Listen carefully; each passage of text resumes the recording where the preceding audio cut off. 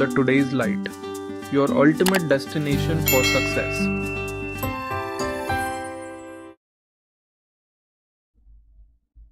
Hello everyone, welcome to Today's Light.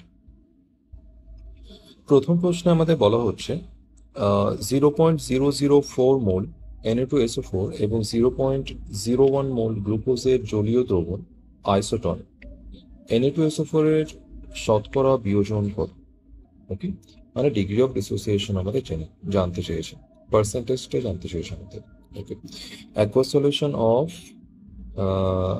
attomol Na2SO4 and this mole glucose are isotonic. The percentage dissociation of Na2SO4 is ওকে। আমরা প্রথমে জেনে নেব যে আইসোটনিকটা কি। Isotonic মানে হচ্ছে সেম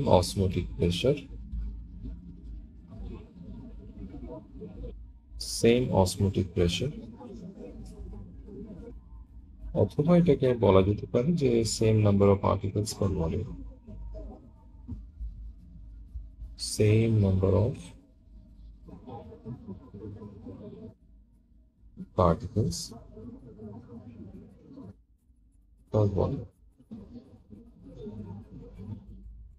ওকে, এখন আমরা যেহেতু এখানে আইসোটনিক বলা হচ্ছে, তাই আইসোটনিক সলিউশনের ক্ষেত্রে আমরা আইসোটনিক ইকুয়েশনটা লিখে নেব, যেটা হচ্ছে আমাদের কাছে C1I1 equal to C2I2। এখন এখানে C1I1 and C and I টা কি এখানে আমি বলে নেব। This is isotonic equation. এই ইকুয়েশনটা ইউজ করেই কিন্তু আমরা এই প্রশ্নটা সলভ করব। ওকে, এখানে আমাদের সি মানে হচ্ছে মোলারিটি and I মানে হচ্ছে আমাদের ভ্যান হফ ফ্যাক্টর। ওকে, ভ্যান হফ ফ্যাক্টর। অলরাইট, এখন আমাদের কি কি ইনফরমেশন দেওয়া রয়েছে? আমাদের গিভেন ইনফরমেশন হচ্ছে এখানে গিভেন কি দেওয়া রয়েছে, মোলস অফ Na2SO4 আর মোলস অফ গ্লুকোজ। ওকে, এই প্রশ্নটা সলভ করার আগে আমাদের আরো কিছু বিষয় জেনে নিতে হবে, যে আমাদের ভ্যান্ট অফ ফ্যাক্টরটা একটু জানতে হবে। ওকে, ভ্যান্ট অফ ফ্যাক্টরটা আমরা কিভাবে ক্যালকুলেট করব আর কোন কোন ইলেকট্রোলাইটের ক্ষেত্রে সেটা কি হয়ে থাকে, তো সে বিষয়টা আমরা একটু আলোচনা করি, তারপর আমরা ক্যালকুলেশন পার্টে আসবো। এবার আমরা এখানে ভ্যান্ট অফ ফ্যাক্টরটা একটু দেখে নেব, সেটা বিভিন্ন কম্পাউন্ডের ক্ষেত্রে কি হয়ে থাকে। ভ্যান্ট অফ ফ্যাক্টর, ওকে, এইটা আমাদের ফর নন ইলেকট্রোলাইটের ক্ষেত্রে এটা কি হয়ে থাকে। নন ইলেকট্রোলাইটের ক্ষেত্রে ভ্যান্ট অফ ফ্যাক্টর যেটা আমাদের হয় সেটা হচ্ছে আমাদের 1। নন ইলেকট্রোলাইটের ক্ষেত্রে এটা 1 হয়। অলরাইট, যেমন আমি নন ইলেকট্রোলাইটের যদি এক্সাম্পল দিই, তাহলে আমাদের কাছে কি কি হতে পারে, যেমন আমাদের ইউরিয়া, গ্লুকোজ, ওকে, আর কি হতে পারে আমাদের সুক্রোজ, আর হতে পারে আমাদের কেন সুগার, আর অ্যাসকর্বিক অ্যাসিড, আর হতে পারে আমাদের ইথাইলিন গ্লাইকল। ওকে, ইথাইলিন গ্লাইকল, এই সমস্ত এটসেট্রা আরো অনেক রয়েছে। তো এই কথা মনে রাখলেই হবে, এগুলো আমাদের হচ্ছে নন ইলেকট্রোলাইটস। ওকে, তো নন ইলেকট্রোলাইট যখন থাকবে তখন তার ক্ষেত্রে কিন্তু যে ভ্যান্ট অফ ফ্যাক্টরটা কিন্তু তার ক্ষেত্রে 1 হয়ে থাকে। এরপরে আমরা দেখব ফর স্ট্রং ইলেকট্রোলাইট। ওকে, আমাদের কাছে ইলেকট্রোলাইট দুই প্রকারের থাকে, একটা স্ট্রং এন্ড একটা উইক। তো আমরা প্রথমে স্ট্রং ইলেকট্রোলাইটের ক্ষেত্রে দেখে নেব। ফর স্ট্রং ইলেকট্রোলাইট, ওকে, তো স্ট্রং ইলেকট্রোলাইটের ক্ষেত্রে যে van Hoff factor that is greater than 1। Okay, এখন কার ক্ষেত্রে কেমনটা হবে সেটা আমরা একবার দেখে নেব। ওকে, এইখানে আমাদের যে ভ্যান টপ ফ্যাক্টর যেটা এখানে ক্যালকুলেট করা হয় বা ডিফাইন করা হয় সেটা কিন্তু এইভাবে করা হয় যে এইখানে যে ভ্যান টপ ফ্যাক্টরটা থাকে সেটা হচ্ছে আমাদের number of ions produced per formula unit. মানে একটা ফর্মুলা ইউনিট থেকে যটা আয়ন তৈরি হয় সেই নাম্বারটাকে কিন্তু এখানে ভ্যান টপ ফ্যাক্টর হিসেবে কনসিডার করা হয়। The number of ions produced per formula unit.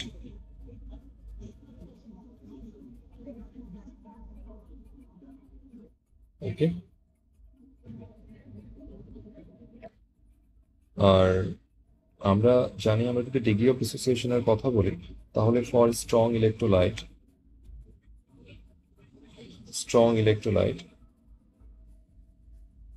এই যে ডিগ্রি অফ ডিসোসিয়েশন এইটা আলফা কিন্তু আমাদের 1 হয়, অথবা যদি আমরা পার্সেন্টেজ আলফার কথা বলি তাহলে সেটা আমাদের 100% হয়ে যায়। আর এর অর্থ হচ্ছে কমপ্লিট ডিসোসিয়েশন। কমপ্লিট ডিসোসিয়েশন মানে পুরোটাই ভেঙে যাওয়া। অলরাইট, এবার আমরা বিভিন্ন ইলেকট্রোলাইটের মাধ্যমে একবার দেখে নেব যে ভ্যান টপ ফ্যাক্টরটা কিরকম হয়ে থাকে। যেমন আমরা একটা স্ট্রং ইলেকট্রোলাইটের যদি কথা বলি, যেমন আমাদের সোডিয়াম ক্লোরাইড। ওকে, এটা ভেঙে নিয়ে কি তৈরি করবেন? Na plus and Cl minus. তো এই ক্ষেত্রে আমাদের ভ্যান টপ ফ্যাক্টর কি আসবে? তো এদের বিভিন্ন ক্ষেত্রে আমরা একবার দেখে নেব। আরো কয়েকটি এক্সাম্পল আমি লিখি। যেমন আমাদের কাছে রয়েছে ম্যাগনেসিয়াম ক্লোরাইড MgCl2। এর ক্ষেত্রে কি হবে? এর ক্ষেত্রে যেমন আমাদের Mg2 plus and 2Cl minus. এরপরে আমরা যদি অ্যালুমিনিয়াম ক্লোরাইডের কথা বলি AlCl3, মানে এইটা যদি ডিসোসিয়েট হয়, এরা প্রত্যেকে কিন্তু electrolyte, strong electrolyte. These all are salts and salts are considered as a strong electrolyte. Okay, unless and until that is not any coordination compound. So this is 3 plus 3Cl minus. ওকে, তো আমরা এদেরকে dissociate করে নিলাম। এবার এদের ক্ষেত্রে আমরা একবার দেখে নেবো যে এদের ভ্যান টপ ফ্যাক্টরটা কি আসছে। ভ্যান টপ ফ্যাক্টরটা আমরা কি দেখলাম যে number of ions produced per formula unit. একটা ফর্মুলা ইউনিট মানে এই যে আমরা যেটা ফর্মুলা দেখতে পাচ্ছি যেটা representation of the compound that is formula. Okay, এটাকে আমরা মলিকুলার ফর্মুলা বলে থাকি। Okay, this is molecular formula, this is molecular formula. তো একটা ফর্মুলা ইউনিট থেকে যে কটা আমরা আয়ন পাবো, আমরা এখানে দুটো আয়ন পাচ্ছি, তাই এই ক্ষেত্রে প্রথম ক্ষেত্রে কিন্তু আমাদের যে ভ্যান টপ ফ্যাক্টর হবে সেটা আমাদের 2 হবে। সেকেন্ড ক্ষেত্রে আমরা যদি দেখি এখানে আমরা একটা ফর্মুলা ইউনিট থেকে 3টে টোটাল আয়ন পাচ্ছি, একটা ম্যাগনেসিয়াম আয়ন, 2টো ক্লোরাইড আয়ন। তো টোটাল আমরা 3টে আয়ন পাচ্ছি। তো এখানে আমাদের যে ভ্যান টপ ফ্যাক্টর হবে সেটা 3 হবে। লাস্ট কেসে আমরা দেখতে পাচ্ছি এখানে টোটাল 4টে আয়ন দেখতে পাচ্ছি আমরা, এখানে ভ্যান টপ ফ্যাক্টর আমাদের 4 হয়ে যাবে। ওকে, তো ফর স্ট্রং ইলেকট্রোলাইট কিন্তু আমরা ভ্যান টপ ফ্যাক্টর এইভাবে আমরা ক্যালকুলেট করে থাকবো। ওকে, এরপর আমরা যদি উইক ইলেকট্রোলাইটের ক্ষেত্রে দেখি তাহলে আমরা ভ্যান টপ ফ্যাক্টরটা কি পাবো? তো for weak electrolyte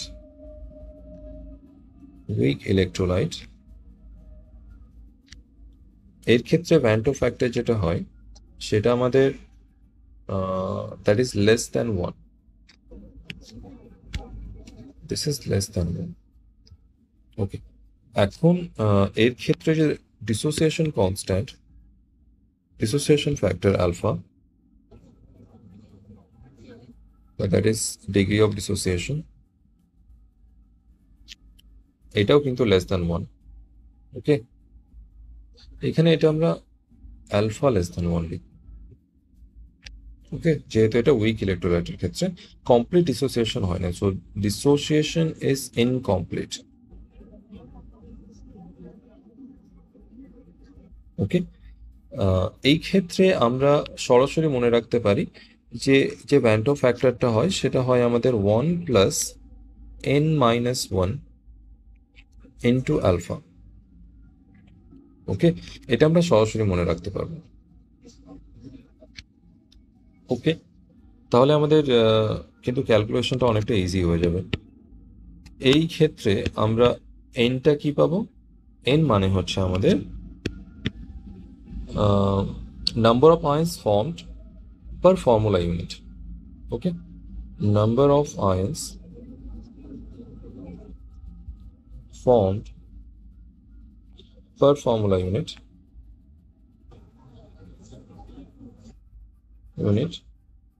if dissociation were complete.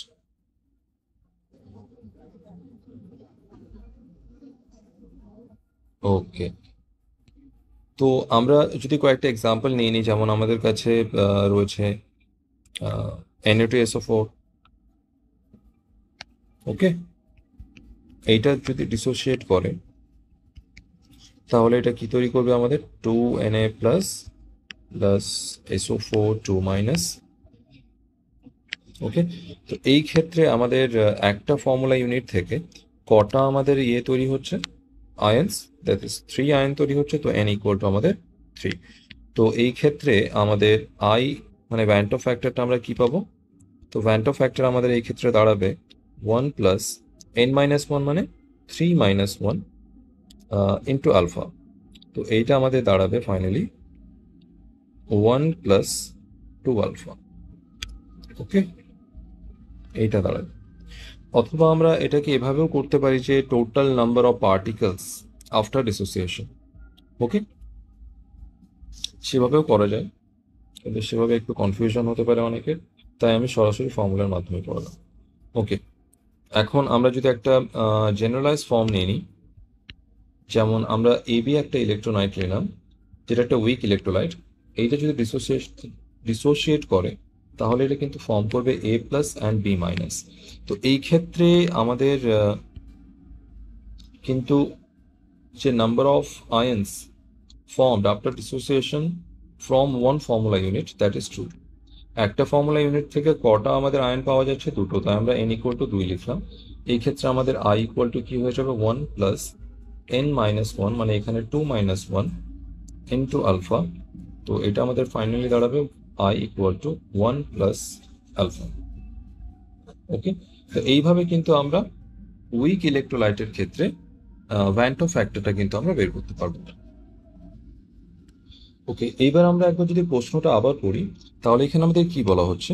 aqueous solution of 0.004 mol Na2SO4 and 0.01 mol glucose are isotonic. The percentage dissociation of Na2SO4 is Na2SO4 এর যে পার্সেন্টেজ ডিসোসিয়েশন সেটা আমাদের জানতে চেয়েছে। ওকে, তা আমাদের জানতে চাওয়া হয়েছে কিন্তু percentage dissociation of Na2SO4, so percentage alpha of Na2SO4 এটা আমাদের জানতে চাওয়া হয়েছে। ওকে, আমরা তার আগে একবার কথা বলে নেব যে আমরা কোন ফর্মুলাটা ইউজ করতে যাচ্ছি এখানে। এই ফর্মুলাটা ইউজ করতে যাচ্ছি C1I1 equal to C2I2। C1 মানে হচ্ছে আমাদের মোলারিটি, I মানে হচ্ছে আমাদের ভ্যান্টো ফ্যাক্টর। তো যে কম্পাউন্ডটার আমরা মোলারিটি নিব সেই কম্পাউন্ডের কিন্তু ভ্যান্টো ফ্যাক্টরটা ইউজ হবে। ওকে, যে কম্পাউন্ডের মোলারিটি তারই ভ্যান্টো ফ্যাক্টর ইউজ হবে। ওকে, তো এইখানে আমাদের যে ভ্যান্টো ফ্যাক্টর এটা কিন্তু আমাদের দুটো কম্পাউন্ডের জন্য দেওয়া রয়েছে। একটা আমাদের রয়েছে Na2SO4 আর একটা রয়েছে আমাদের গ্লুকোজ। তো একটা তো হচ্ছে নন ইলেকট্রোলাইট আর একটা হচ্ছে আমাদের উইক ইলেকট্রোলাইট। ওকে, যেহেতু এইখানে আমরা দেখতে পাচ্ছি Na2SO4, এটা আমরা কিভাবে বুঝবো উইক ইলেকট্রোলাইট? কারণ উইক ইলেকট্রোলাইটের ক্ষেত্রে যে percentage alpha that is less than 100%। Okay, 100% থেকে কম হয়। এখন পার্সেন্টেজ ডিসোসিয়েশন অফ Na2SO4 এর অপশনে আমরা দেখতে পাচ্ছি কিন্তু প্রত্যেকটা 100 এর কম, মানে এটা নিশ্চিত রূপে কিন্তু একটা উইক ইলেকট্রোলাইট। ওকে, এইবার আমরা যে ভ্যান্টো ফ্যাক্টর সেটা কিন্তু আমরা গ্লুকোজ অ্যান্ড Na2SO4 এর ক্ষেত্রে একবার লিখে নেব। তো for glucose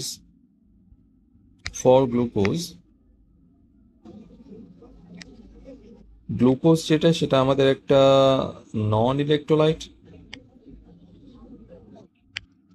this is our non electrolyte.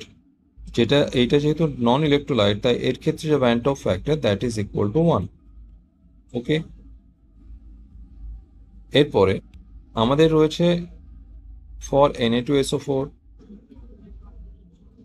this is a weak electrolyte,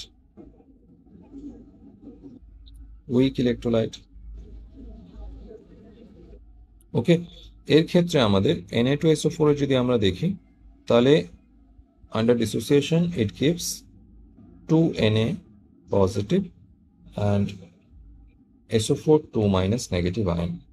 ওকে, এইখানে আমরা একটা ফর্মুলা ইউনিট থেকে কটা আয়ন পেলাম?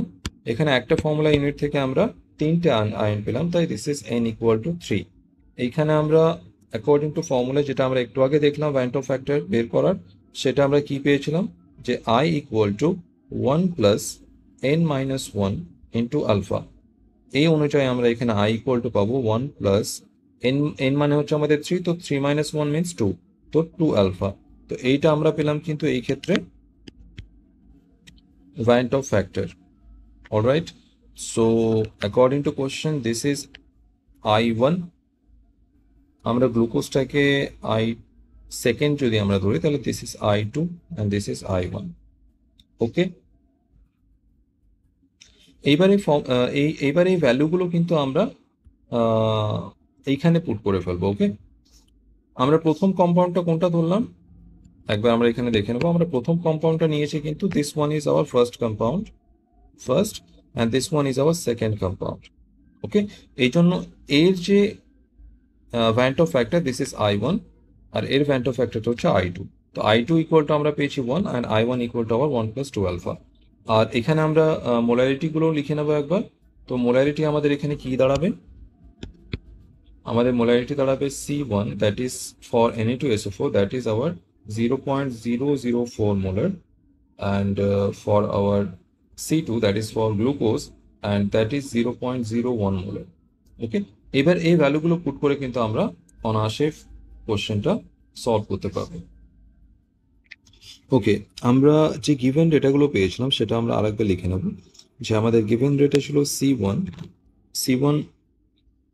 দ্যাট ওয়াজ ফর Na2SO4, তো সেটা আমাদের হয়ে যাবে 0.004 molar and C2 was our 0.01 molar. Okay, এখানে আমাদের van Hoff factor I1 that was our 1 plus 2 alpha and I2 that was 1. ওকে, এইবার আমরা কিন্তু ফর্মুলাটাতে এগুলো পুট করে ফেলবো। তো C1 I1 that is equal to C2 I2। ওকে, এই ফর্মুলাতে কিন্তু আমরা এই ভ্যালুগুলো কিন্তু পুট করবো। ওকে, এখন C1 হচ্ছে আমাদের 0.004 and I1 equal to 1 plus 2 alpha that is equal to 0.01 into 1. Alright, এটা আমরা এখানে মাল্টিপ্লাই করে ফেলবো। তো 0.04 plus 0.008 alpha that is equal to 0.01. ওকে, আমরা এটা এদিকে মাইনাস করে ফেলবো। 0.008 alpha that is equal to minus 0.04. So that equal to 0.06.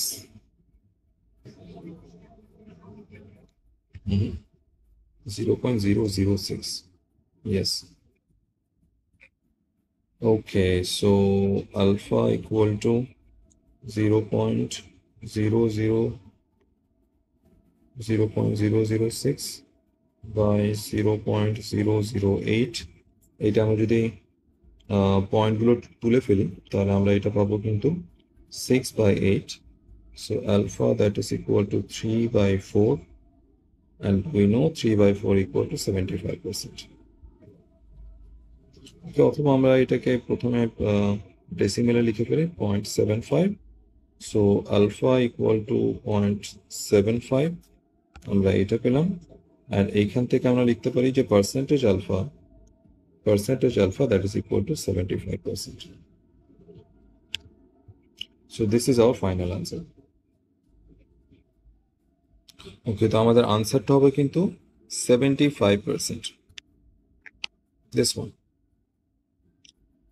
এর পরের প্রশ্নে বলা হচ্ছে একটি দ্রবণে দ্রাবকের সংযোজন, বিয়োজন এবং কোনো পরিবর্তন না হওয়ার জন্য যে ভ্যান অফ ফ্যাক্টর যথাক্রমে এক্স, ওয়াই অ্যান্ড জেড হলে তাদের ক্রম হলো। Okay, van Hoff factors x, y and z for association, dissociation and no change for of solute in solution respectively is in order. এদের অর্ডারটা আমাদের জানতে চাওয়া হচ্ছে কাদের জন্য? Association, dissociation and no change.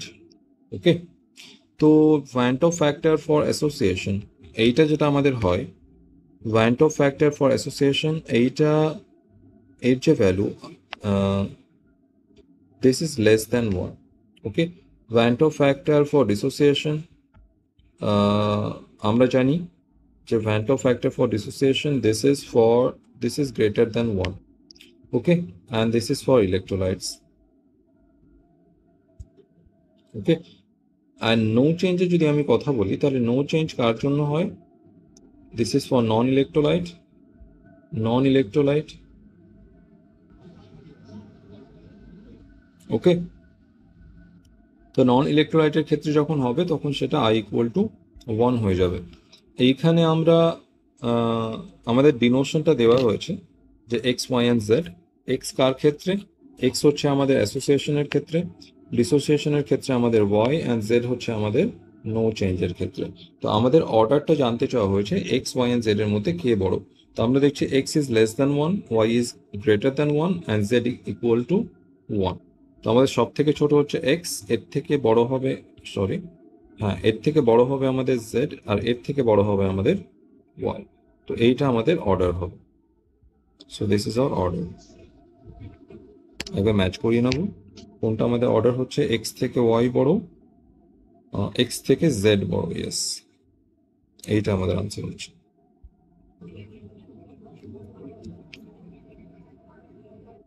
এর পরের প্রশ্নে বলা হচ্ছে ফেনল অ্যান্ড অ্যানিলিনের মিশ্রণ রাউল্টের সূত্র থেকে ঋণাত্মক বিচ্যুতি দেখায়, এর কারণ হলো। ওকে, a mixture of phenol and aniline shows negative deviation from Raoult's law. This is due to the formation of, এটা কার কারণে হয়? এখন আমি যদি নেগেটিভ ডেভিয়েশনের কথা বলি ফ্রম দ্য রাউল্টস ল, তো নেগেটিভ ডেভিয়েশন যেটা হয় আমাদের কখন হয়? ওকে, যখন আমাদের মিক্সচারের যে মলিকিউল সেটা একে অপরকে মোর স্ট্রংলি কিন্তু অ্যাট্রাক্ট করবে, তাদের মধ্যে ইন্টারাকশন ফোর্স, ইন্টারমলিকুলার ইন্টারাকশন ফোর্সটা সেটা বেড়ে যাবে মিক্সচারের মধ্যে। তখন কিন্তু সেই ক্ষেত্রে আমাদের যে ভেপার প্রেশার সেটা কিন্তু কমে যায়। ওকে, ভেপার প্রেশারটা কমে যায়। এখানে molecular interaction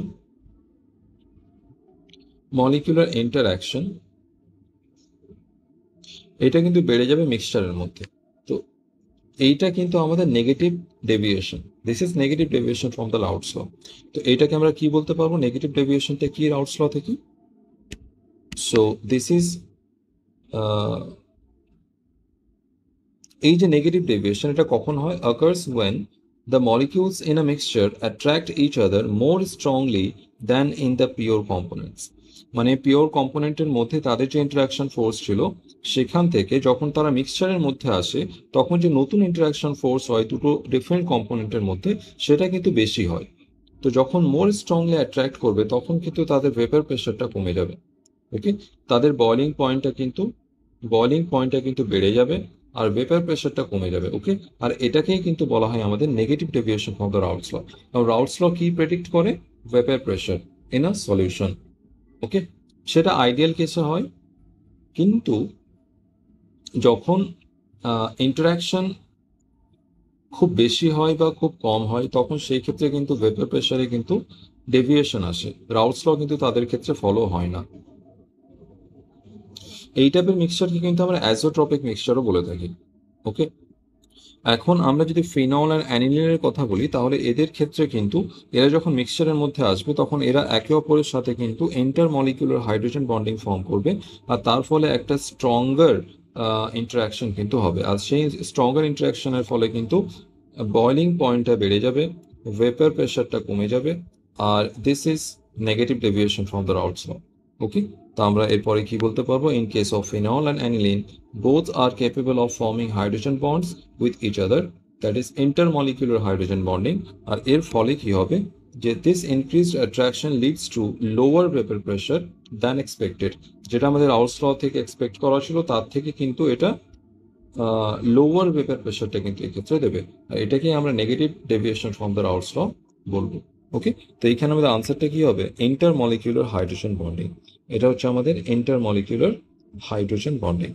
so this is intermolecular hydrogen bonding, এটা আমাদের আনসার হবে। এইখানে আমরা যদি ফিনলের কথা বলতে চাই,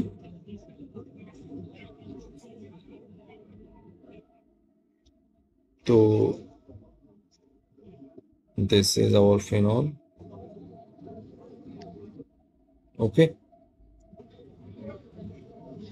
আর আমরা যদি অ্যানিলিনের কথা বলি তাহলে আমাদের অ্যানানিলটা এইরকম দেখায়।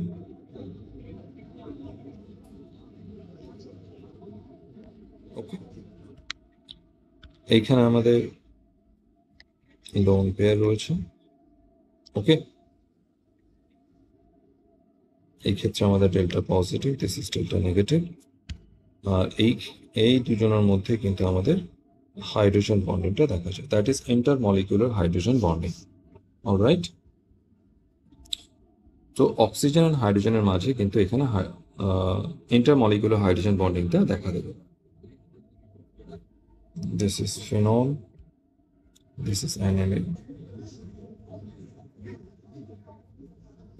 এর পরের প্রশ্নে বলা হচ্ছে যে which of the following pairs will show positive deviation. এর আগে আমরা দেখলাম নেগেটিভ ডেভিয়েশন, এখানে জানতে চাওয়া হচ্ছে positive deviation from the Raoult's law.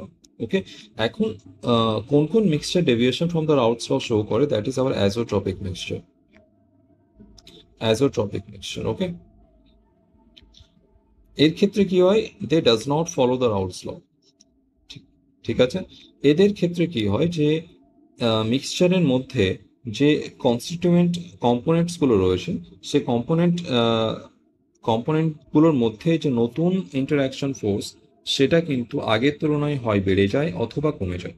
ওকে, যখন ইন্টারঅ্যাকশন ফোর্স আগের তুলনায় বেড়ে যাবে, ইন্টারঅ্যাকশন যখন বেড়ে যাবে তখন কিন্তু বয়লিং পয়েন্টটাও বেড়ে যাবে আর ভেপার প্রেশারটা কমে যাবে। ওকে, এইটাকে আমরা বলবো নেগেটিভ ডেভিয়েশন। অলরাইট, আর এরপরে যদি ইন্টারঅ্যাকশন ফোর্স কমে যায় তাহলে আমাদের বয়লিং পয়েন্টটা কমে যাবে, ভেপার প্রেশারটা বেড়ে যাবে, এইটাকে আমরা বলবো পজিটিভ ডেভিয়েশন। ওকে, তো এইটা হয়ে থাকে। এইখানে আমাদের জানতে চাওয়া হচ্ছে পজিটিভ ডেভিয়েশন। তো পজিটিভ ডেভিয়েশন কখন হবে, যখন ইন্টারঅ্যাকশনটা এই ক্ষেত্রে কমে যাবে। কি হয়ে যাবে, interaction force between the component এইটা কিন্তু আমাদের কমে যাবে। ওকে, তো এইখানে আমাদের মিক্সচার দেওয়া রয়েছে চারটা, একটা ওয়াটার HCl, একটা দেওয়া রয়েছে আমাদের বেঞ্জিন মেথানল, একটা রয়েছে আমাদের ওয়াটার HNO3, আর একটা রয়েছে আমাদের অ্যাসিটোন অ্যান্ড ক্লোরোফর্ম। তো এদের মধ্যে আমাদের দেখে নিতে হবে যে কার ক্ষেত্রে interaction between the component molecules are less, interaction ফোর্সটা কাদের ক্ষেত্রে কম সেটা আমাদের দেখতে হবে। ওকে, তার আগে আমরা একবার কথা বলে নেব পজিটিভ ডেভিয়েশনটা কি। ওকে, পজিটিভ ডেভিয়েশনটা কি, এইটা কখন হয়, when occurs when the intermolecular forces between the two components are weaker, যখন এটা দুর্বল হয়ে যায় than those in pure components। Pure কম্পোনেন্টে যেমনটা থাকে তার থেকে কিন্তু মিক্সচারে এসে এটা কমে যায়। ওকে, এর ফলে কি হয়, যে এর ফলে আমাদের ভেপার প্রেশারটা বেড়ে যায় আর বয়লিং পয়েন্টটা কিন্তু কমে যায় দ্যান এক্সপেক্টেড, আর এটাই আমরা কি বলে থাকি, পজিটিভ ডেভিয়েশন। ওকে, এটা কখন হবে, পজিটিভ ডেভিয়েশনটা, প্রথম কথা, new interaction form are weaker than the original. যখন নতুন ইন্টারাকশনটা হবে উইদিন দ্য মিক্সচার, সেটা কিন্তু কম্পোনেন্ট মলিকিউলের মধ্যে যে ইন্টারাকশনগুলো ছিল তার থেকে কিন্তু উইক হবে। আর দু নম্বর কি, যে দেয়ার আর লেস টেন্ডেন্সি টু মিক্স, তাদের মিক্স হওয়ার যে টেন্ডেন্সি সেটা কিন্তু কম, মানে এক্সোথার্মিক প্রসেস। ওকে, তো আমাদের এই যে প্রত্যেকটা অপশন দেওয়া রয়েছে এইখানে ইন্টারাকশনটা কিরকম হবে আমরা কিন্তু প্রত্যেকটা অপশন কিন্তু আমরা ওয়ান বাই ওয়ান দেখে নেব। এইবার আমরা প্রথম অপশনটা দেখে নেব, যেটা ছিল আমাদের ওয়াটার অ্যান্ড HCl। ওকে, এখন ওয়াটার HCl এর ক্ষেত্রে যদি আমরা দেখি, both are polar and both can form strong interaction.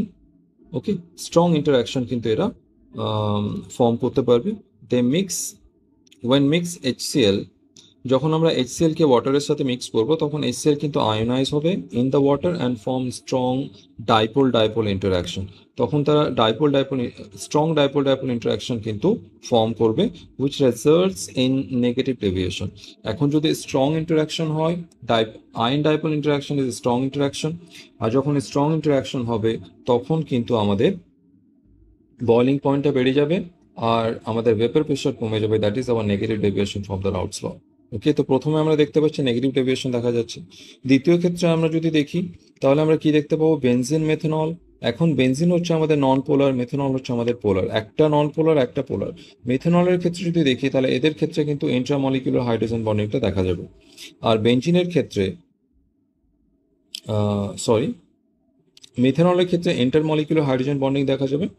আর বেঞ্জিনের ক্ষেত্রে কিন্তু এটা আমাদের নন পোলার, তাই এখানে কোনো হাইড্রোজেন বন্ডিং থাকবে না। এখন মিথেনলের মধ্যে যদি আমরা বেঞ্জিনটাকে মিক্স করে ফেলি তাহলে মিথেনলের মধ্যে যে হাইড্রোজেন বন্ডিং সেটা কিন্তু ডিস্টার্ব হয়ে যাবে, ফলে এখানে হাইড্রোজেন বন্ডিংটা কমে যাবে। ফলে আমরা দেখতে পাচ্ছি আগের তুলনায় কিন্তু আমাদের পরবর্তীতে মিক্সচারের মধ্যে কিন্তু আমাদের যে ইন্টারাকশনটা সেটা কিন্তু উইক হয়ে যাচ্ছে। ওকে, উইথ বেঞ্জিন।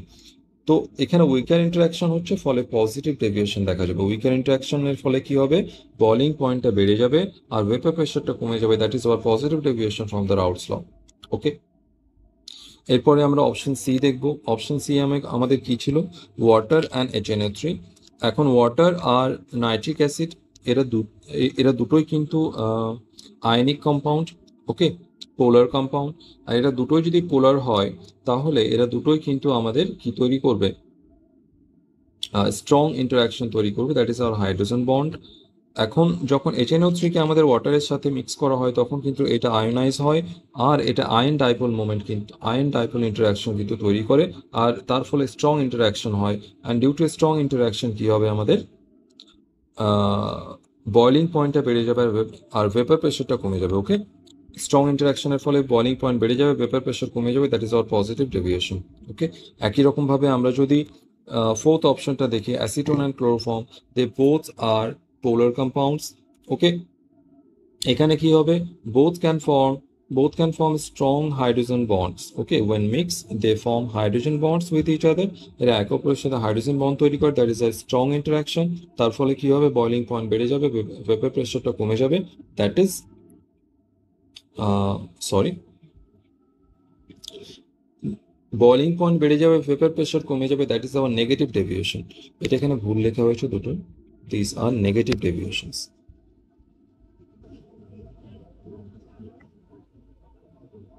ওকে, তো আমাদের প্রশ্নে কিন্তু জানতে চাওয়া হয়েছে নেগেটিভ ডেভিয়েশন কোনটা শো করবে না। আমরা এইখানে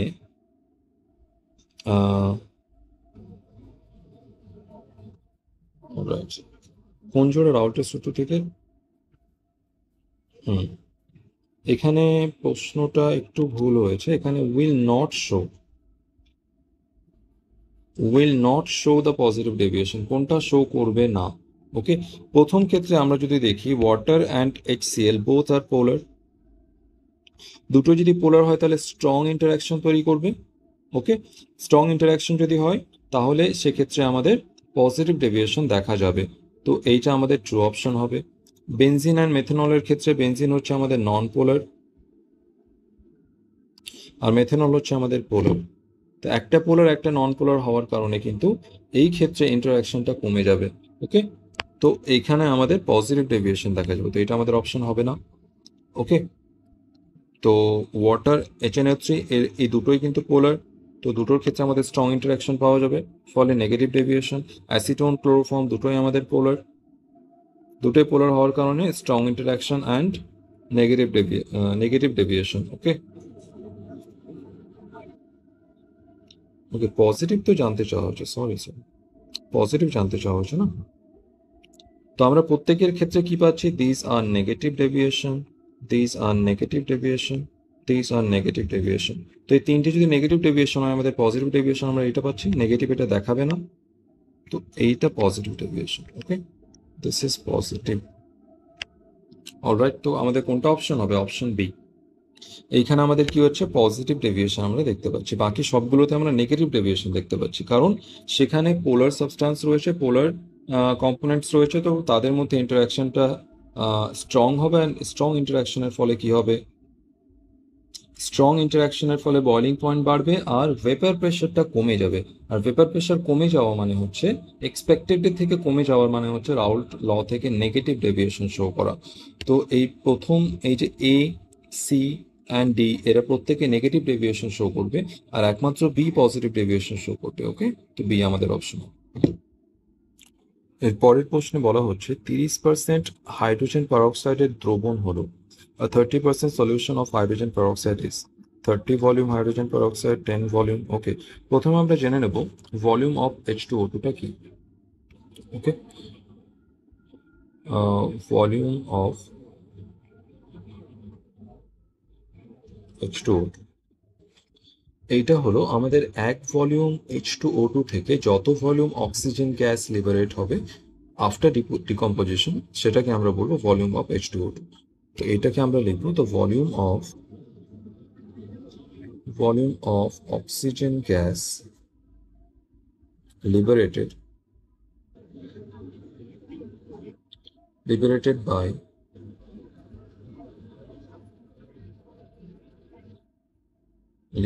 by 1 volume of H2O2 gas upon decomposition.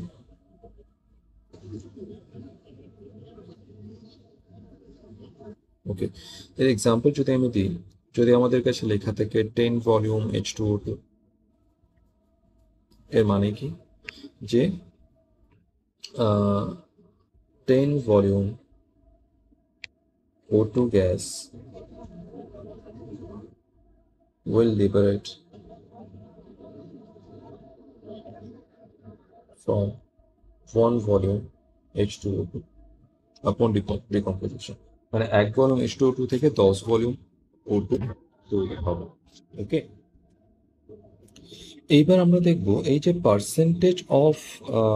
Percentage solution R volume এর সাথে কি সম্পর্কটা থাকে, ইন্টার রিলেশনটা কি থাকে। সেটা মূলত এরকম হয়ে থাকে যে আমাদের যে 6% আর এই যে পার্সেন্ট দেওয়া রয়েছে, এটা আমাদের মূলত ওয়েট বাই ভলিউম। ওকে, তো এই যে 6% weight by volume solution of H2O2, এইটাকে কিন্তু বলা হয়, this is termed as 20 volume H2O, এইটাকে 20 volume H2O2 বলা হয়। ওকে, এখন আমাদের কাছে যদি 30% weight by volume solution থাকে H2O2 কাছে, H2O2 solution of H2O2, তাহলে এইটা আমাদের কত ভলিউম হবে? 6% যদি আমাদের 20 ভলিউম হয়, তাহলে এটা 5 times, then 5 times of 20, that is 100 volume, 100 volume H2। Okay, তো আমাদের 30% solution of H2O2, that is our 100 volume H2O2। Okay, আমাদের কোন অপশনটা ট্রু হবে? This is option D. এরপর বলা হচ্ছে লম্বা সময় ধরে ভ্রমণের কারণে বয়স্ক ব্যক্তির পা ও গোড়ালিতে ফোলাভাব দেখা দিলে তা উষ্ণ লবণাক্ত জলে পা ভিজিয়ে রাখলে কমে যায়, এর কারণটা কি?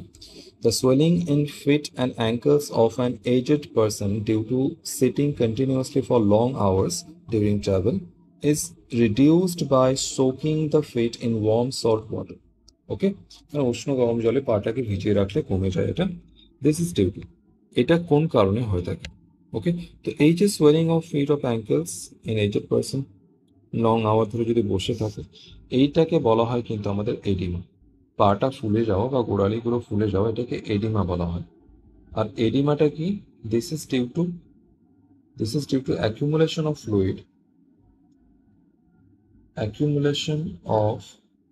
ফ্লুইড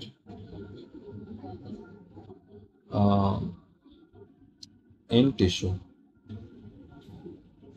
টিস্যুর মধ্যে যে ফ্লুইডের অ্যাকুমুলেশন সেটাকে কিন্তু কি বলা হয়? এডিমা।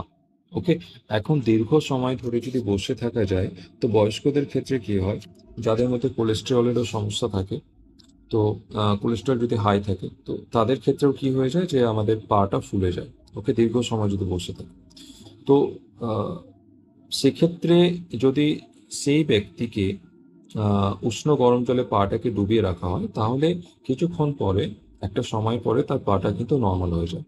ঠিক আছে, তো ফোলাটা কমে যায়। এটা কি কারণে হয়? ওকে, তো এইটা আমরা একটু বুঝবো। আমি প্রথমে একটা ডায়াগ্রাম বানিয়ে নিই। এইখানে এই ফিগারটায় আমরা দেখতে পাচ্ছি যে এই উষ্ণ গরম জলে, উষ্ণ লবণাক্ত গরম জলে কিন্তু এই ফোলা পাটাকে ডোবানো রয়েছে। ওকে, এই পাটা ফুলে যায় কারণ এর ভেতরে, এই পায়ের ভেতরে কিন্তু আমাদের টিস্যু ফ্লুইডটা কিন্তু অ্যাকুমুলেট হয়ে যায়। ওকে, সো টিস্যু ফ্লুইড অ্যাকুমুলেট হয়ে গেছে এর মধ্যে, এই জন্য পাটা এখানে ফুলে গেছে। ওকে, এখন আহ, এই যে জলের এই যে জলের কনসেন্ট্রেশন, এর কনসেন্ট্রেশনটা হচ্ছে মোর হাই কনসেন্ট্রেশন, কারণ এখানে অনেক অনেক লবণ এখানে গোলা রয়েছে, তাই দিস ইজ হাই কনসেন্ট্রেশন। আর এখানে যে কনসেন্ট্রেশন, এটা হচ্ছে আমাদের লো concentration.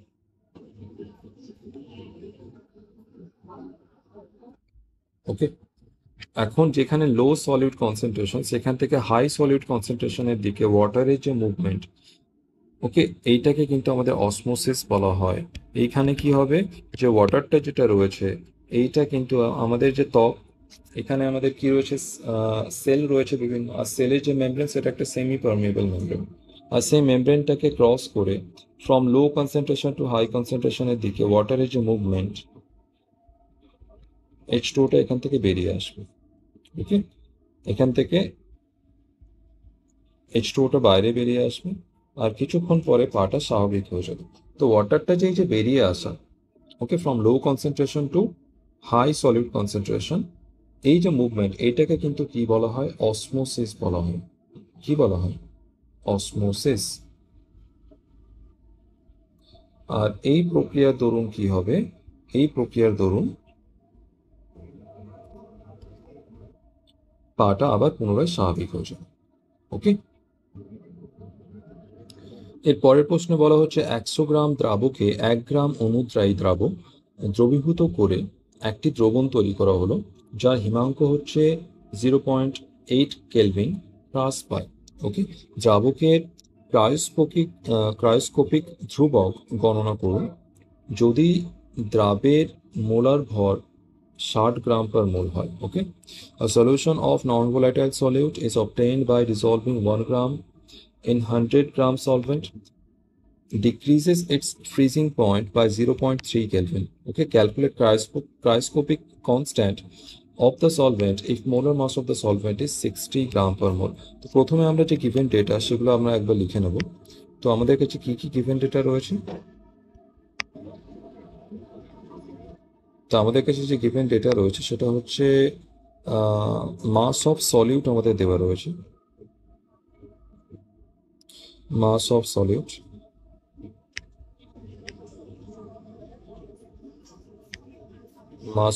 that is our W2. So this is 1 gram. আমাদের কাছে দেওয়া রয়েছে mass of solvent, this is our solute. Mass of solvent is 100 gram.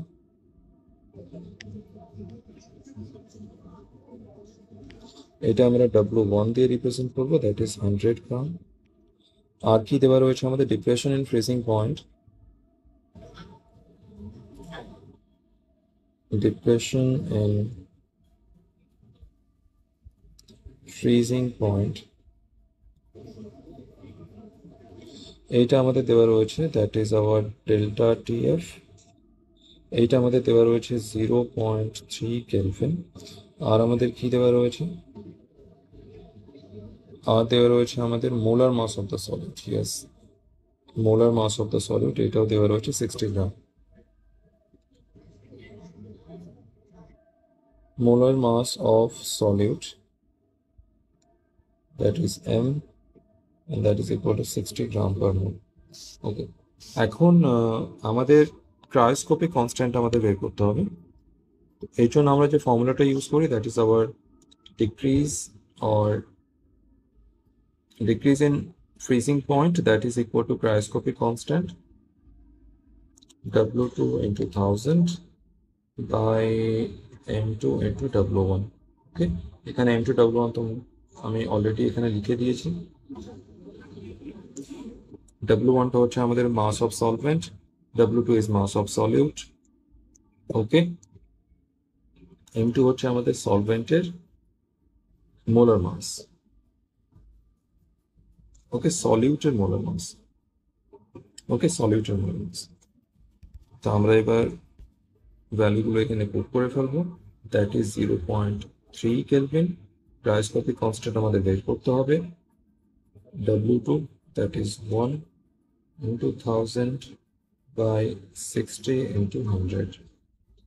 ওকে, তো এইটা হয়ে যাবে 0.3 ক্রায়োস্কোপিক কনস্ট্যান্ট KF, 1000 নিচে 6000, তো 1 by 6. So KF, that is equal to 0.3 into 6. That comes out to be 1.8. That's 1.8 Kelvin kg mole inverse. So এইটা আমাদের answer হচ্ছে 1.8.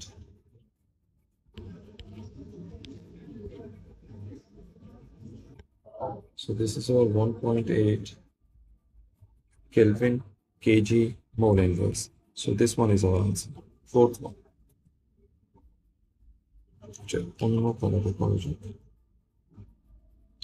এর পরের প্রশ্ন বলা হচ্ছে solute of non volatile solid is obtained by dissolving 3.5 gram in 100 gram solvent, has boiling point elevation 0.35 Kelvin.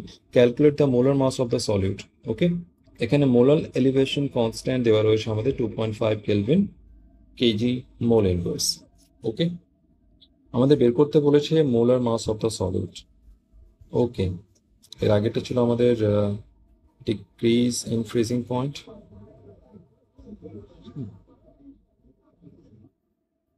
আর এইখানে আমাদের বয়লিং পয়েন্ট এলিভেশনের উপর কোশ্চেনটা দেওয়া রয়েছে। ওকে, তো এইখানে আমরা প্রথমে ফর্মুলা ফর বয়লিং পয়েন্ট এলিভেশনটা লিখে নেব, আর সেটা ইউজ করে আমরা কিন্তু এটা solve.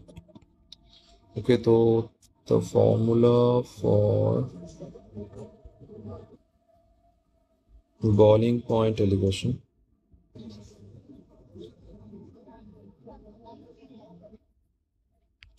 and that is our delta TB equal to, আমি একটু বলে দেবো কোনটা কি, into small m। এখানে ডেল্টা টিবি যেটা হচ্ছে সেটা হচ্ছে আমাদের boiling point elevation, boiling point elevation,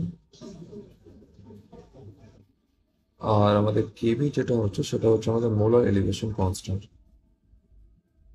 molar elevation constant. এখানে ভ্যালুগুলো আমাদের কি দেওয়া রয়েছে সেগুলো আমরা একবার দেখে নেব। The given values are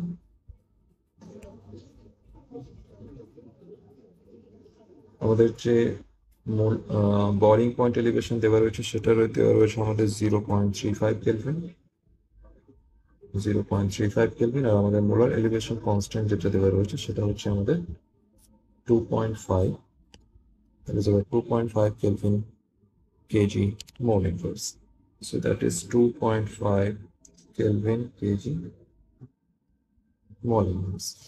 Okay, এইবার আমাদের এইখানে দেখতে পাচ্ছি আমাদের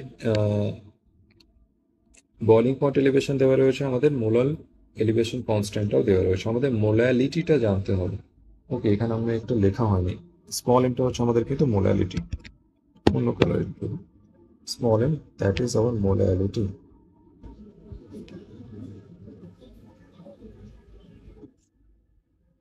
ওকে, তো প্রথমে আমরা এই পেজে হবে না, আমি নেক্সট পেজে মোলালিটিটা আমি ক্যালকুলেট করে ফেলছি।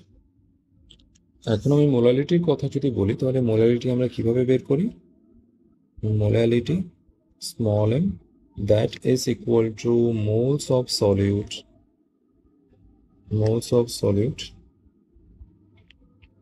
by mass of solvent in kg. Mass of solvent in kg. ওকে, এখন আমাদের মোলস অফ সলিউটের প্রয়োজন হবে আর মাস অফ সলভেন্টের প্রয়োজন হবে। ওকে, আমাদের গিভেন ডেটা কি কি ছিল? মাস অফ সলিউট দেওয়া ছিল আমাদের, মাস অফ সলিউট ছিল আমাদের, দ্যাট ওয়াজ 3.5 গ্রাম। আমাদের মাস অফ সলভেন্ট ছিল, that was our 100 gram. Okay, mean 0.1 KG. আর আমাদের দেওয়া ছিল molar mass of the solid. Okay, এটা আমাদের বের করতে হবে। Molar mass of the solid আমাদের বের করতে হবে। মোলার মাস আমরা ধরে নিলাম ক্যাপিটাল এম। ওকে, এইখান থেকে আমরা number of moles of solid আমরা কি পাবো? এটা মোলার মাস কার? দিস ইজ ফর সলিড, সলিডের মোলার মাস। তো আমরা সলিডের নাম্বার অফ মোলসটা কি পাবো? Number of moles of solid, সেটা কি হয়? ওয়েট বাই মোলার মাস অথবা mass by molar mass, that is 3.5 by capital M, এইটা হবে। তো এইখানে আমরা এবার ভ্যালুগুলো কিন্তু আমরা পুট করে ফেলবো। এখানে আমরা স্মল এমটা মানে মোলালিটি আমরা কি পাবো? Moles of solid, just minute, moles of সলিডটা আমরা কি পেলাম? 3.5 by M, and mass of solvent that is our 0.1। Okay, তো এইটা আমাদের দাঁড়াবে 3.5 বাই এম ইন্টু 0.1। ওকে, পয়েন্টগুলো আমরা যদি সরিয়ে ফেলি তাহলে হয়ে যাবে আমাদের 35 বাই এম। ওকে, তো আমরা এখানে মোলালিটি পাচ্ছি 35 বাই এম। এই ভ্যালুটা আমরা এবার পুট করে ফেলবো আমাদের এর আগের ডেটাতে। এইখানে আমরা মোলালিটি পেলাম কি? 35 বাই ক্যাপিটাল এম। অলরাইট, এবার আমরা এখানে ডেটাগুলো পুট করে ফেলবো।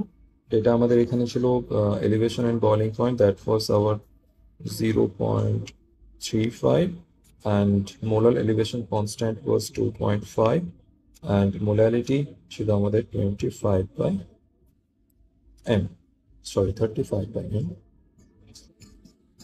তো এইখানে আমরা m যদি বের করি তাহলে এটা হবে আমাদের 2.5 ইন্টু 35 বাই 0.35। তো এইখান থেকে আমাদের এটা কি হয়ে যাবে? পয়েন্টগুলো আমরা যদি সরিয়ে ফেলি তাহলে এটা হয়ে যাবে আমাদের 250। কিভাবে? উপরে আমাদের আসবে 100, নিচে আসবে 10, so 25 into 10, that is equal to over 250।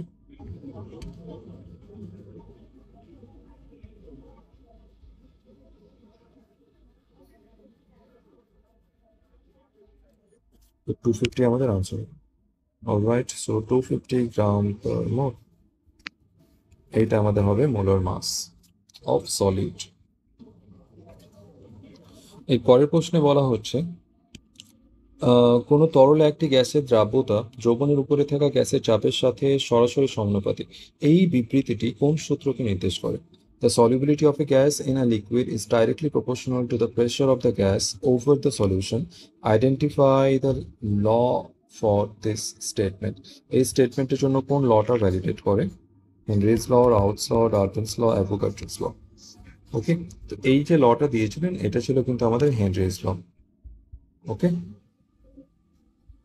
Henry's ল, তিনি কি বলেছিলেন? at a constant temperature at a constant temperature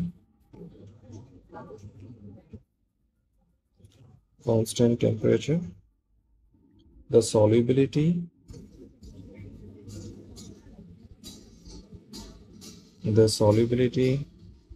of a gas in a liquid is directly proportional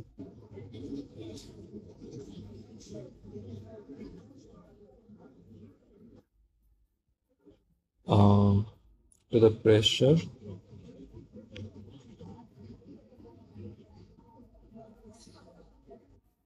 of the gas above the liquid. এর মানেটা কি? মানে কোনো গ্যাসের partial pressure যতটা বেশি হবে কোনো একটা লিকুইডের উপরে, সেই গ্যাসের সলিউবিলিটি কিন্তু তত বেড়ে যাবে একটা কনস্ট্যান্ট টেম্পারেচারের ক্ষেত্রে। কারণ আমরা জানি solubility of gas is highly dependent on the temperature. Temperature যত বাড়বে সলিউবিলিটি তত কমবে। তাই আমরা জানি কোল্ড ড্রিঙ্কের ক্ষেত্রে কিন্তু আমাদের কোল্ড ড্রিঙ্কের ক্ষেত্রে এদেরকে স্টোর করা হয় লো টেম্পারেচারে। আর লো টেম্পারেচার রাখার কারণ কি? এটা হচ্ছে আমাদের কার্বনেটেড সোডা। এখানে আমাদের যে কার্বন ডাইঅক্সাইডটা সলিউবল অবস্থায় রাখতে গেলে কিন্তু টেম্পারেচারটা আমাদের কম রাখতে হবে। তো solubility of the gas is highly dependent on the temperature. Temperature যত কম থাকবে তত বেশি গ্যাসটা সলিউবল থাকবে কোনো লিকুইডের ক্ষেত্রে। তো সেটাই এখানে বলা হচ্ছে মূলত at a constant temperature the solubility of the gas in a liquid is directly proportional to the pressure of the gas. ওকে, সেই গ্যাসটার প্রেশার যত বেশি থাকবে তার সলিবিলিটি সেই লিকুইডের ক্ষেত্রে at a constant temperature তত বেশি থাকবে। ওকে, so this statement identify the or refers to Henry's law. এরপরের প্রশ্নে আমাদের বলা হচ্ছে ম্যাচ দ্য কলমস। এখানে আমাদের কলম 1 অ্যান্ড কলম 2 দেওয়া রয়েছে। কলম 1 আমাদের রয়েছে solvent and it's boiling point. কলম 2 আমাদের দেওয়া রয়েছে মোলার এলিভেশন কনস্ট্যান্ট কেবি। এই দুটোর মধ্যে আমাদের ম্যাচ করতে হবে। ওকে, আর এটা আমাদের অর্ডার দেওয়া রয়েছে। ওকে, তো আমরা ম্যাচটা কিভাবে করব? আমরা যে কনসেপ্টটা ইউজ করব এখানে, একটা ছোট্ট কনসেপ্ট তোমরা মনে রাখবে, যে আমাদের বয়লিং পয়েন্ট যেটা, that is directly proportional to the molar elevation constant. মানে আমরা মোলার এলিভেশন কনস্ট্যান্টটাকে যত বাড়াবো, মানে আমাদের বয়লিং পয়েন্ট যত বাড়বে মোলার এলিভেশন কনস্ট্যান্ট ততই বাড়বে। ওকে, এইটা এই কনসেপ্টটা মনে রাখলে কিন্তু তোমরা প্রশ্নটা অনায়াসে করতে পারবে। তো এখানে বয়লিং পয়েন্ট সব থেকে বেশি কার রয়েছে? বয়লিং পয়েন্ট এখানে সব থেকে বেশি রয়েছে সি এর। ওকে, দ্যাট ইজ 253 ডিগ্রি সেলসিয়াস। তো এর ক্ষেত্রে মোলার এলিভেশন কনস্ট্যান্টও সব থেকে বেশি হবে কেবি। সব থেকে বেশি রয়েছে আমাদের 0.98। তো সি এর হবে আমাদের আর। এরপরে সব থেকে বেশি কার রয়েছে আমাদের 182। আর সব থেকে বেশি মোলার এলিভেশন কনস্ট্যান্ট মানে কেবি রয়েছে আমাদের এইটা। ওকে, তো ডি হবে আমাদের এস। এরপরে আমাদের বি না, এরপরে সব থেকে বেশি রয়েছে এ, দ্যাট ইজ 100 ডিগ্রি সেলসিয়াস। এইখানে এর জন্য আমাদের হয়ে যাবে পয়েন্ট। ওকে, এটা তো সরাসরি মিলে যাচ্ছে। 27 degree Celsius, that is Q. Yes, তো আমাদের হয়ে যাবে AP, B Q, C R and DS. AP, B Q, C R, DS. Okay, প্রথমটাই ম্যাচ করে যাচ্ছে, প্রথমটাই আমাদের আনসার হয়ে যাবে। এর পরের প্রশ্ন বলা হচ্ছে প্রদত্ত বিক্রিয়ায় মুখ্য বিক্রিয়াজাত পদার্থ হলো। Okay, what is the major product of the above reaction? এখানে আমাদের দেওয়া রয়েছে বেনজালডিহাইড অ্যান্ড ফর্মালডিহাইড। এটা বিক্রিয়া করছে স্ট্রং অ্যাসিডের সাথে, তাহলে কি উৎপন্ন হবে? This is our Cannizzaro reaction. This is Cannizzaro reaction.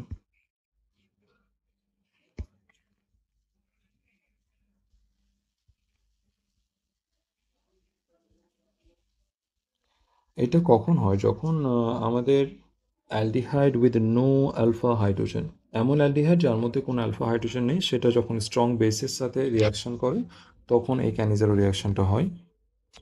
এইখানে আমাদের কি হবে, যে এইখানে যে বেনজালডিহাইডটা রয়েছে সেটা কিন্তু আমাদের রিডিউস হয়ে নিয়ে বেনজাইল অ্যালকোহল তৈরি করবে। আর এইখানে ফর্মালডিহাইডটা অক্সিডেশন করে নিয়ে কিন্তু বেনজোইক অ্যাসিড তৈরি করবে। রিয়াকশনটা একবার লিখে নেব। তো এইখানে প্রথমে আমাদের রয়েছে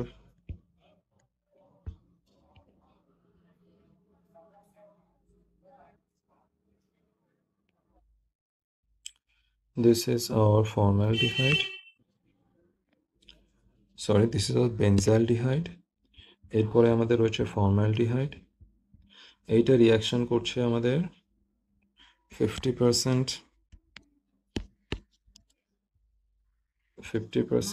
NaOH, 50% NaOH and H3O positive. এই ক্ষেত্রে কি হবে যে আমাদের যে বেনজাইলডিহাইড রয়েছে এটা কিন্তু আমাদের রিডাকশন হয়ে নিয়ে বেনজাইল অ্যালকোহল তৈরি করবে। ওকে, এইটা তৈরি করবে আমাদের benzyl alcohol,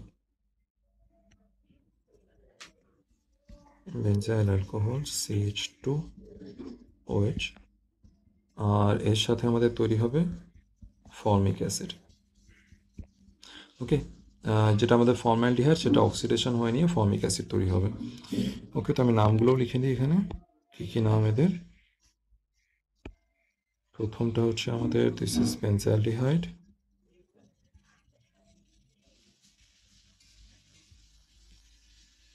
this is formaldehyde,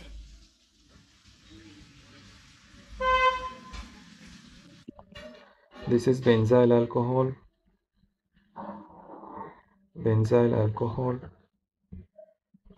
and this is benzoic acid. ওকে, এইখানে আমাদের বেনজাইলডিহাইড থেকে বেনজাইল অ্যালকোহল এটা আমাদের রিডাকশন হচ্ছে, দিস ইজ রিডাকশন। এখানে ফর্মালডিহাইড থেকে বেনজোইক অ্যাসিড এটা আমাদের অক্সিডেশন হচ্ছে। ওকে, আমাদের ফাইনাল প্রোডাক্ট হচ্ছে আমাদের benzyl alcohol and benzoic acid. তো এটা আমরা দেখে নেবো কোনটা ম্যাচ করছে আমাদের। This is our benzoic acid, this is benzyl alcohol. তো আমাদের অপশন ম্যাচ করছে অপশন সি। এরপরের প্রশ্ন বলা হচ্ছে calcium stearate is used in, calcium stearate কোন ক্ষেত্রে ব্যবহৃত হয়? এটা আমাদের ওয়াটার রেজিস্ট্যান্ট সিমেন্ট তৈরির ক্ষেত্রে ব্যবহৃত হয়।